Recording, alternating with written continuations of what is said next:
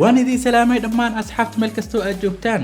waa Cabdiraxmaan oo idin ilaahay isku soo noqod wacan xiisa badan. maanta barnaamijka waxaan ku daadihin doonaa marka aad video duubaysid sidaad u sixi lahayd codadka oo adigoo adeegsanaya oo kaliya telefoonkaaga iyo qaybta dambe oo aan samayn doono tijaabooyin kala duwan iyo mikrofoono kala duwan iyo markaad editing samaynaysid waxyaabaha aad iska fiirin lahayd dabcan. ku soo dhawaada channelka.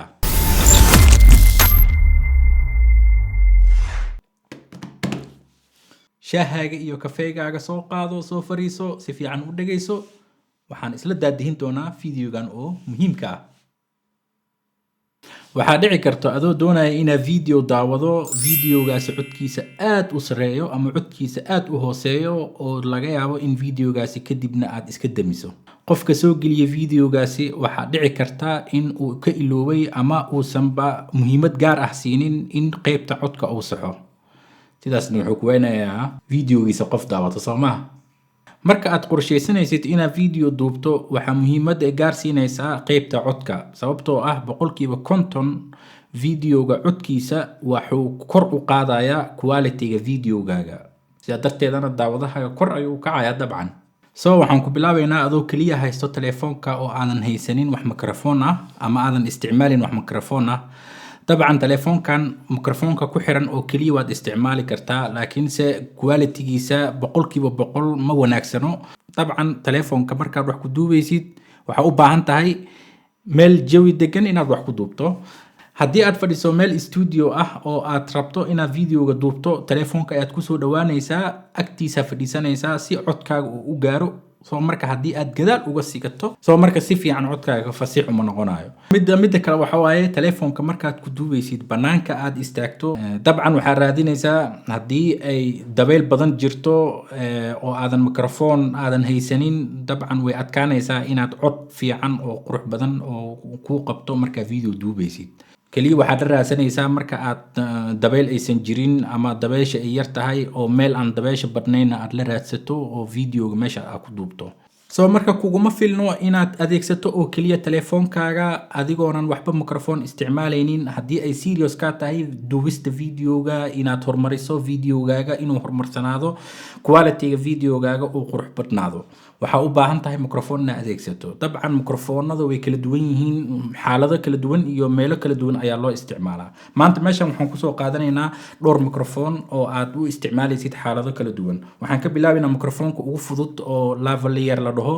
mikrofonkan waa mikrofonka ugu yar oo aad ku xiran karto jirkaaga meeshan. mikrofonkan wuxuu ugu fiican yahay toos waxaad ugu xiriiri kartaa telefoonka.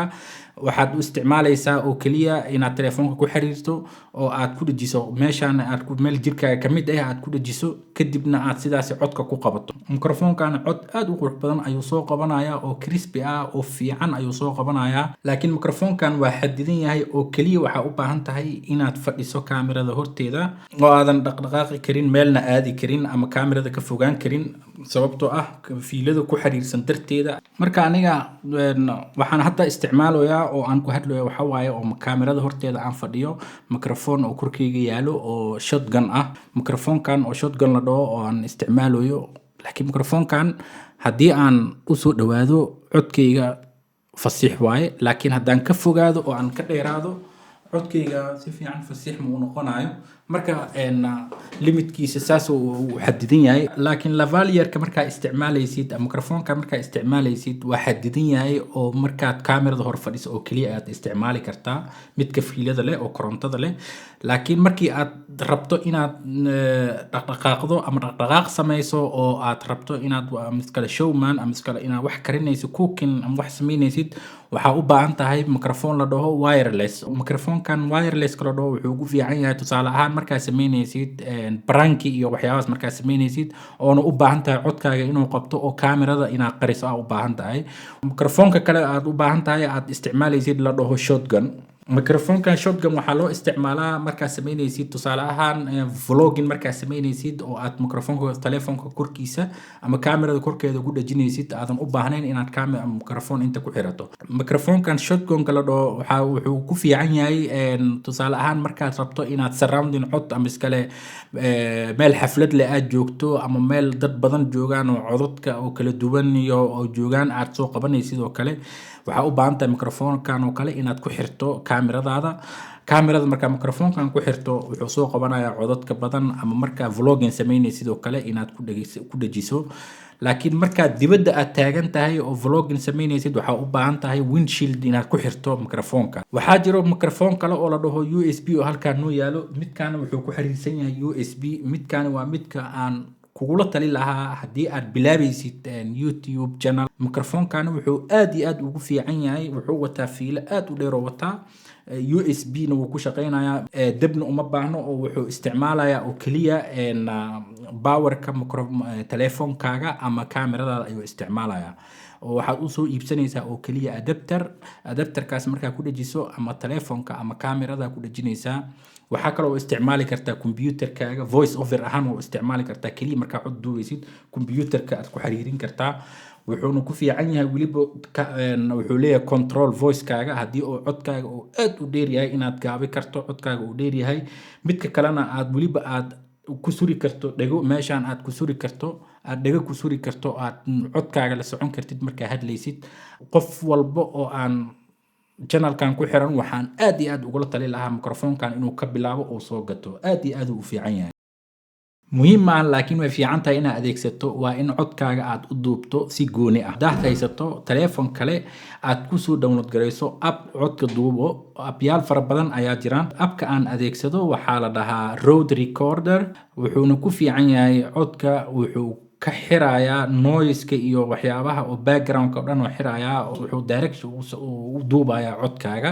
hadhow marka videoga iyo audioga sync inaad isku samayso. laakiin kaliya waxaa u baahan tahay markaa editing samaynaysid shaqo yar oo dheeri inuu kaaga baahan yahay codka iyo videoga aad isku qabato.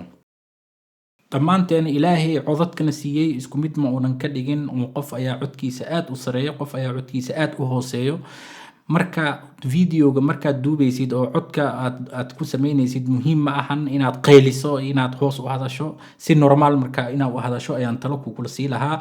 hadhow markaa editing samaynaysid inaad codkaaga markaasi aad samayn karto oo aad maaragtay hagaajin karto. codka markaad samaynaysid inuu maaragtay uusan gaarin level kala dhaho eber.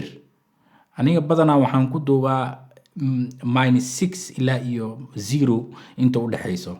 so marka codka marka oo -6 ilaa 0 uu yahay waa meesha ugu fiican oo codka ku habeynaysid. aniga badanaa marka waxaan ku ilaaliyaa, aan ku celceliyaa inuu gaaro eber. sababtoo ah mar hadduu eber dhaafo codka waa dhumayaa oo maaragtay lama soo celi karo. marka video export samaynaysid codka xadka ayuu ka baxayaa.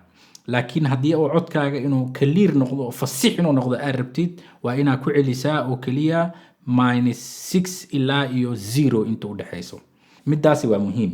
hadda waxaan test ku haynaa anaga inaan adeegsanaynin wax oo maaragtay microphone ah oo codka keliya aan oo telefoonka toos ugu xiran, oo wax aan microphone ku xirnayn ayaan adeegsanaynaa.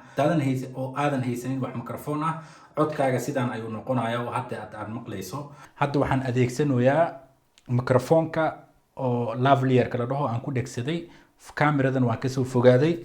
dabcan waxaa ujeedaa marka kaamirada inaan aad ugu fogahay oo aan ku dhaweyn oo gadaasheeda dhan la arkayo. marka sidaan ayaa maaragtay u adeegsanaysaa haddii aad lavalier haysato. laakiin waxaa keliya waxa waaye inaadan istaagi karin oo aadan soco karin.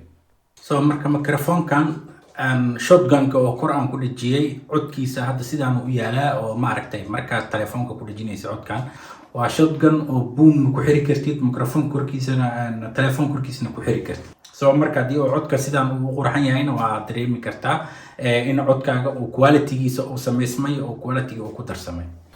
so marka vlogging samaynaysid ama magaalada ku wareegaysid waxaa u baahan tahay microphone oo leh midkan oo la dhaho windshield la dhaho. midkan wuxuu kaa celinayaa dabeesha badan, wuxuuna ku siinayaa codkaaga bis ayuu qaadanayaa, dabeeshana wuu ka celinayaa. wuxuu noqonayaa cod fasiix ah inaad haysato. hadda waxaan baroweynaynaa isla microphone-kan qaabka uu adeegsan doono anagoo aan samayn doono vlog yar. so hadda vlog camera setup waan samaynay oo waa noo dhammaystiran tahay vlog inaan samayno kaamirada, microphone-ka iyo tripod-ka. marka waxaan baroweynaynaa inaan samayno video yar oo vlog yar inaan samayno si aan u ogaano codka siduu u ekaan doono haddii aan isticmaalno setup noocan oo kale ah.